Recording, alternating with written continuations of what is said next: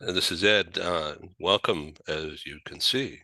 This Yep. show is about global HR news. Wow.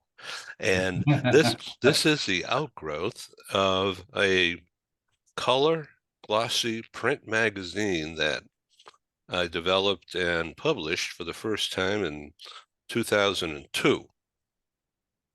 And it was all about what's global HR all about? Well, it's HR on steroids, really. And it says a lot of things to a lot of different people. So in this regard today, we welcome Ali Shami from the Seattle area, longtime friend and client. And his background is about, well, it's mainly commercial enterprise and sales and marketing, but it's all about people. Isn't that right, Ali? Absolutely, absolutely. Good morning, Ed. It's so good to see you. I know we go back, I don't know, was it like in the mid 2000s? And so it's been we've worked together on in Thank you. conferences and so it's great. It's great. Thank you so much for the invite. Um, Yeah, I know you've spoken at live meetings with me in Seattle and also in Silicon Valley. yeah, Canada also. I think you went up to Vancouver Yeah, and that's right. yeah, a couple of times in California. So it's great to be here. It's always good to see you. And yeah. Thank you. Thank you. So let's talk about peace at work. With peace in the workplace, especially in teams, when you have so many diverse people who are maybe not in the same location. I mean, it makes sense post-pandemic. Uh, I'm here in southernmost Southern California on the Mexican border in San Diego, and you're 1,000 miles north from here in the green Seattle area. Uh-huh. Yeah, and today is awesome. Today is beautiful. It's sunny and nice. And you're absolutely right about when you mentioned about peace in the workplace. I mean, I related organizations are like very similar to individuals. So the more we have this internal peace inside of us, the more effective we will be. The way we choose our words correctly, our behavior, how we project our ideas, how we interact with people. It's the same thing with organizations, really, because you have organizations working with other organizations. It's like human beings working with other human beings. So the more you have an internal peace in an organization, and what I mean with internal peace is having individuals that feel safe having candid conversations in a dangerous environment that they're put in. And I don't mean the dangerous environment of the organization, No, it's but risky. yeah, Risky. but just Yeah. going global and working with other cultures, with other customers, with all the business pressures. So organizations that they have this peace and feeling comfortable, they can give their best as much as an individual does the same thing when they have their internal peace and in control of their feelings, thoughts, and behaviors. So right on. So as you could tell in our logo display here, rather than say the words "the world," and we just show the world. Here it is. And with the microphone, well, I'll get out of the way. The microphone is plugged into the world. And so this is why I'm wearing these things for clarity of voice and communications.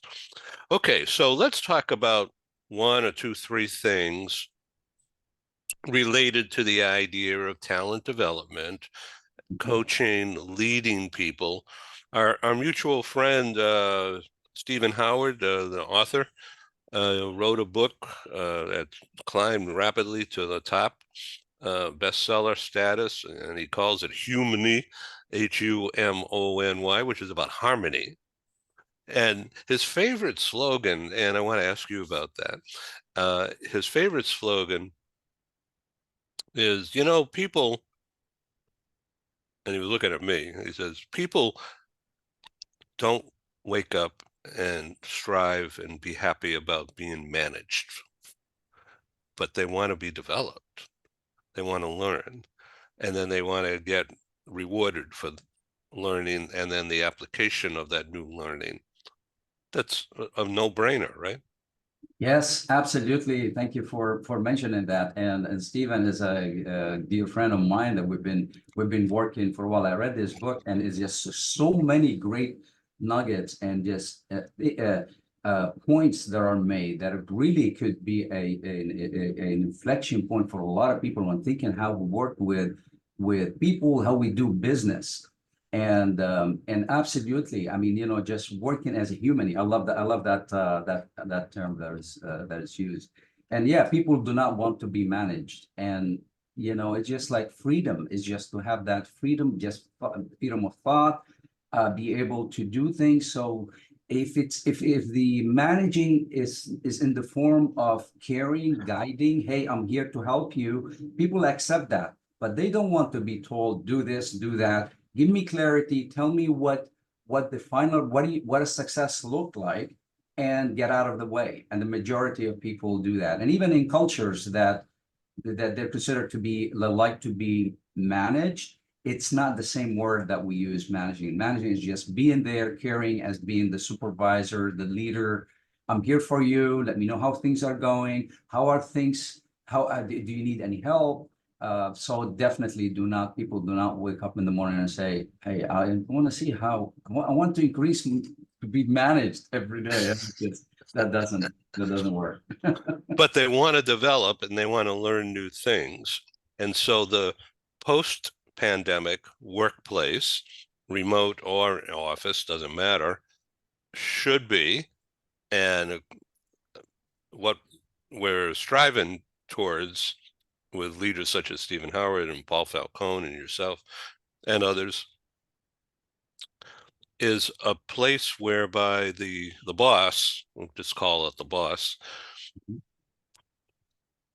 isn't expected to know how to do this, but they make it happen. They okay it, they green light it, or they find a way to communicate together, ensemble with the talent, to learn more about each other and about what their their needs are towards increasing, well, reskilling, upskilling. That's the new phrase.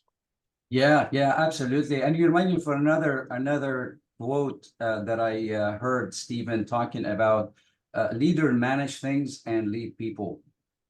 And the as long as the management is managing things and leading people is empowering them, remove barriers, help them remove barriers from in front of them. And so and in their mind, knowing that getting the business done without the people is going to be a very, very hard task.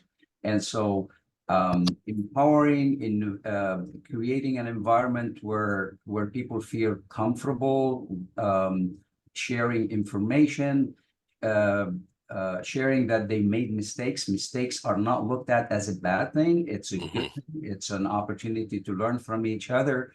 And the leader, with having all these individuals uh, being their best, sharing information, you turn like into a fleet of like 100 ships together. And imagine each of these ships, they don't communicate with each other. They're not going to be. There's like they're very nimble, right? Every little boat could move around, and but if there's no communication there's no sharing information that increase the box of or repository of the information, the whole company loses so much. So absolutely managing things and leading people is key. So let's go a little bit deeper here for the next 10 minutes or so. And so there's two or three main headline things, right, that drive all of this from somebody in your role when you're working with a team or, coaching. Yeah. What other? So I think there are so many areas. I mean, the areas that I focus is like the people, the empowering the people.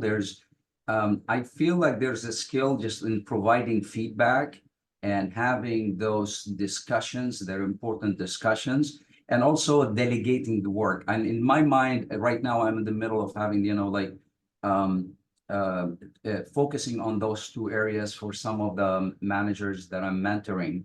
And some of them, they feel like, well, I want to provide feedback, but relationship is really important for me, but I want to tell the truth.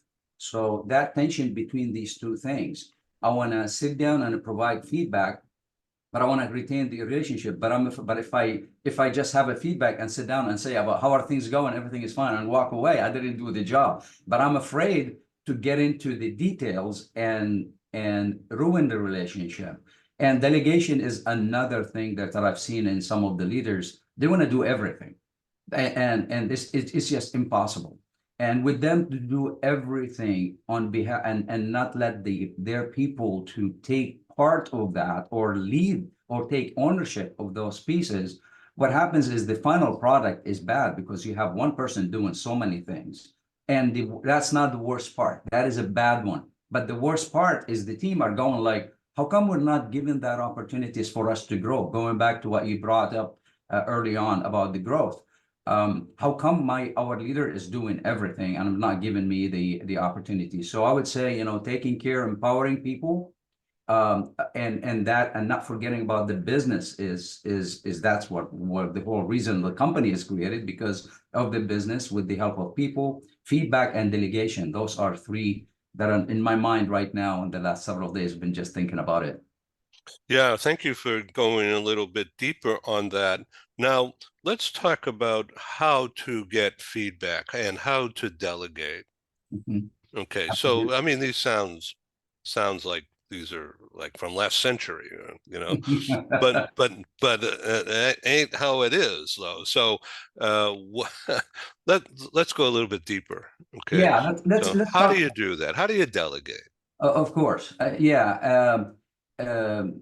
You're absolutely right. Those two topics have been. I mean, I had a book that's somebody gave it to me. It's like written in the 40s, and they're talking about feedback and talking about delegation. Now I read what's in those book in the book.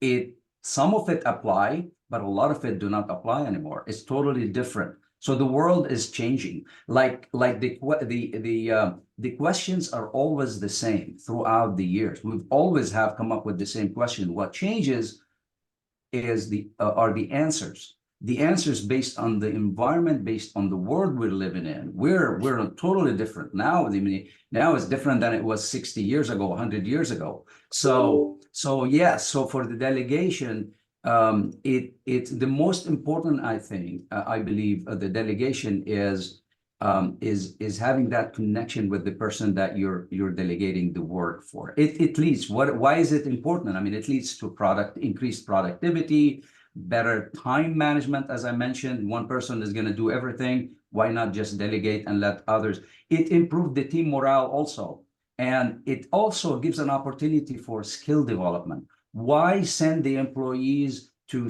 training for a week when you can train them on the job? And it's not, I'm not saying it's not important to do it, for people to go, the employees go offsite and do the training. It's really important. But if you don't do the proper delegation, you risk of losing an opportunity for skill development.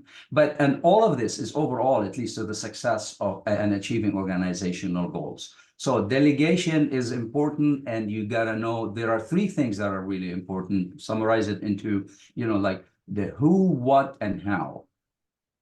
You don't delegate a task to anybody, not just like, oh, anyone on the team, oh, let me just delegate that. So you really want to delegate the right task for the right person who has the skills. May not be 100% has the skills, but maybe they can enhance, they have this, but they can enhance those skills and learn. Number two is they have to have the knowledge. They have to understand. You can't just delegate and just say, go do this and then walk away, and the person is like, I've never been in this planet and you're asking me to go, and it just doesn't work. And the last one is the delegation. It's very important to have an interest. The person who's being delegated to, they have to meet you halfway. um, we have a lot of experienced engineers and leaders, and they have so much knowledge there. And so they're waiting. They would love for people to come in and ask, hey, tell me about this process, tell me about this experience, about this business. And they will spend hours. But if people do not come knock at their door and say, hey, I really appreciate it, I appreciate what you're telling me, it's not going to be good. So that has to be the person. It's the who, the right person, have the right knowledge to improve their skills, and they have to have that passion to say, yes, give me that opportunity. I want to do it. Because when people are excited about doing something and they, yeah, what you delegate to them, they're gonna do their best. They're gonna give 100%. And that's really key. So who is really important? Who do you delegate to? What's being delegated, and it's really important. That has to be clear communication. I can't just go give me a rock from the mountain and good job. Let me know if you need anything. What type of rock? How big is it? How small? What color? You have to have this clear communication. I don't mean it in giving directions. Give enough direction and let them go through the details. Don't give it everything. Give them the recipe and say, here are the ingredients, here's the recipe, do it. No, leave some room for creativity and innovation, but it has to be a clear communication. This is the work that I'm asking you to do. This is the specific deliverable. You have to be specifically say what the success will look like. And also by what time. You can't just go do it. So by what time? Because that's really important. The person think, oh, I have 1 week. While the person is delegating the work, well, I need it tomorrow. I need it by the close of business tomorrow. Um, some of the things also by what or how is the scope. Um, you want to give them some guidance and boundaries, because to me is, if somebody tells me just make could you cook some Lebanese food? I will go and I'll just go. Do you want just hummus? Only a quick thing that I could, or do you want some major food? So it makes a big difference. Well, wait a minute. What I just want a hummus dip. What are you talking about? So it has the scope of how big, and at the same time, give them the responsibility, accountability, and the authority. So speaking That's about hummus, uh-huh. yesterday, Joanne and I flew back from New York to here in San Diego, and we were in the Delta Lounge, and so they were serving drinks and food, of course, which Yeah. is a really good thing. And so they served this delicious hummus. Uh-huh. Oh, cool. Yeah. So, and then I had to wash it down too.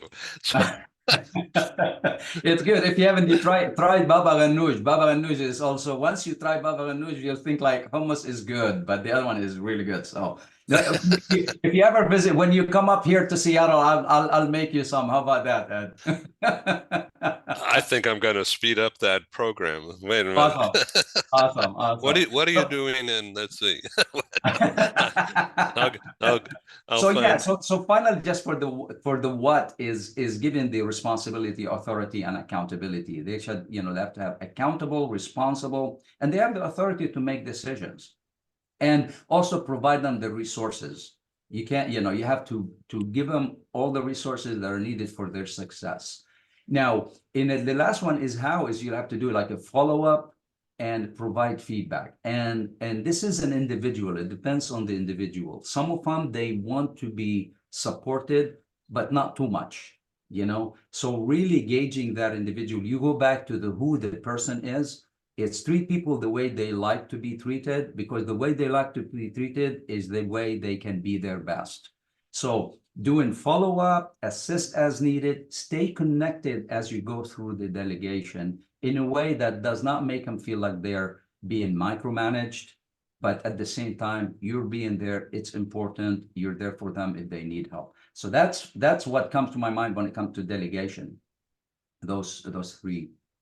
And we talked about feedback also. So Yeah. So getting feedback is difficult because some people are afraid. yeah, you know what? Exactly. And I don't know which really more difficult. Is it giving feedback or receiving feedback? Both are tough. And that also it depends on the context and the recipient. Um, like similarly to the delegation, the person has to have that interest in being delegated to. The same thing with the feedback. If I'm not really interested or you did not make it clear for me that the feedback is to make things better for me and it's beneficial for me, I may not be interested. Like, okay, just I've heard that before. I don't want to hear it. So it really takes it takes a skill from both the person who's given providing the feedback, at the same time the person who's receiving the feedback.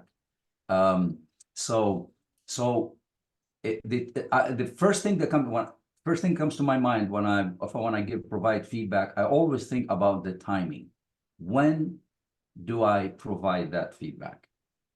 The worst thing is, I read the research several years ago about, they say most of the heart attacks are related to, they all trace to Monday morning between 8 and 11 in the morning. People are stressed and they're like, Monday. So if I want to provide constructive feedback, unless it's a great feedback, Monday morning is perfect. It'll start their week. But if it's constructive feedback about something, I would want to avoid the Monday morning, maybe on a Thursday afternoon, maybe Friday, picking the time of the day and the location and who's around you. All of those things are really important in And is it in person or is it texting? Great point. 7% of our communication is in words, and the rest of it is nonverbal, body language. I feedback, texting. It depends on the relationship also, and I've seen some texting feedback or email, very good. But when I look at it, I feel that the relationship between the person who's providing the feedback and the person who's receiving is in such a great shape that it's okay to do texting. Hey, I saw you talking with the customer. Just watch out for that. I think we need to do this. That's fine, as long as there's this relationship and it's coming from Ed to me. Ed cares about me. We have such a great business relationship, and I know he wouldn't provide feedback if it's not good for me. So I'll accept it, and that's where the responsibility of the person who's receiving the feedback. So it depends. It's not recommended to do, of course, feedback. It always has to be. Depending on the one-on-one, the closed doors, and provide the feedback. And there are things that needs to be done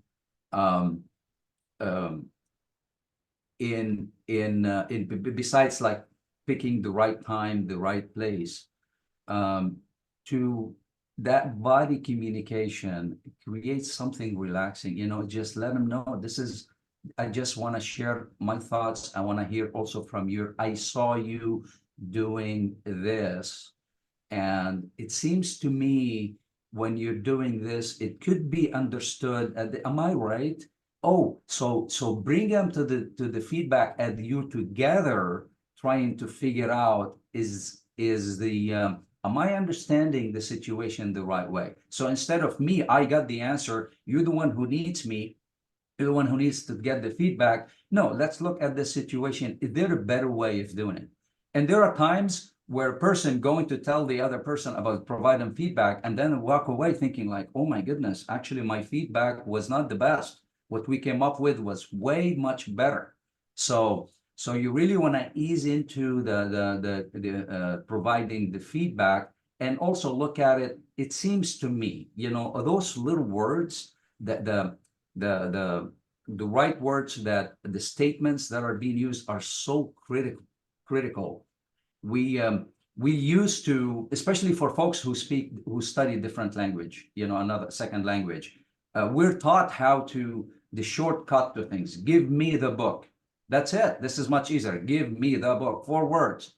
Why would I use, oh, this is a great book, I like it, I can't reach it. Do you mind if you just, you know how many words I have used right now in the English language? That's not a good idea. And when we get programmed, and especially if we're programmed in a culture where just get things done, time is money. Does that ring a bell? Is that an American value? Yeah. Time is money. Get to the point, land the airplane, quit circling around the airport. And then so we can come across as being direct. So with the feedback, it really needs to be, relaxed, because how you're delivering the message it could generate, it could either lower the vibration from the other person, or bring them up to a good feeling. They feel good about it. And isn't feedback is at the end, the message is delivered and the relationship continues to be good and even better? Absolutely. And then and that's where you go back to the two things in the feedback. You wanna talk about the important things, but you wanna keep the relationship, right? And that's what a lot of people, they'll be like, oh, this is tough for me. This is so risky. If I tell them this, it might ruin the relationship. I'll wait. So what happens is they wait. And then another mistake happens. And then it'll be like, oh, well, now I need to talk with them. And now I need to have this feedback. And all these things starts accumulating. And all of a sudden, instead of dealing with it in a timely manner right away from the beginning, now you have so many things. Now I have a problem with the relationship, you know? And also when we started the discussion about organizations, the metric of how successful and how effective organizations are is how quick they deal with tough situations. You know, if you just wait for a long time, it's too late. You got to really deal with it right away. You got to be respectful. You got to be open, like with a dialogue when you're providing feedback. And at the end, I mean, you got to be specific too. Oh yeah, you need to improve. That's not a feedback. You know, here's what I feel I can help you, and we can help each other. And also, and what's the best way to be able to be good at providing feedback? You'll be willing to receive feedback, you know? And so I used to call, we used to use the word gift. So I'll say, you know what? I need to talk with you. I have a gift for you. Oh, you got a gift for me. Tell me what it is. You know, well, I noticed you were doing this, and this is what is that? Does that make sense? Am I reading it right? You know, oh, absolutely right. I didn't see it that way. Thank you so much for the gift. So it was like a gift became like the feedback, constructive feedback became a good thing because you care about me, Ed. You're telling me these things so I can be better and I can be more successful. And now it's time for me to catch you doing things right. And that is also a gift. But at the same time, catch you doing things that can be improved. And that by also a gift. It's just a different gift, but both are gifts. We're talking with Ali Shami. How can people get in touch with you? So LinkedIn is the best. I love LinkedIn. I think it's one of the best sites to connect with people. LinkedIn would be the best. We have my company, the FTD Global, on the website that has information there too. But I love LinkedIn. I check LinkedIn continuously. That would be the best. Anything I Yeah, can? I love it too. I live on LinkedIn. Yeah, Yeah. exactly. Okay, Ali Shami, you could see everybody look down in the lower left, my lower left, Ali, A-L-I space S-H-A-M-I. Nice and easy. Thank you, Ali. Thank you. Again, thank you. Thank you so much, Ed. I appreciate it. Look forward for future discussions. Take care. Yeah, let's do this again soon. Yeah, yeah. Don't forget about the hummus. Almost. Got it. All All right. right. Ciao. Cheers. Thank you.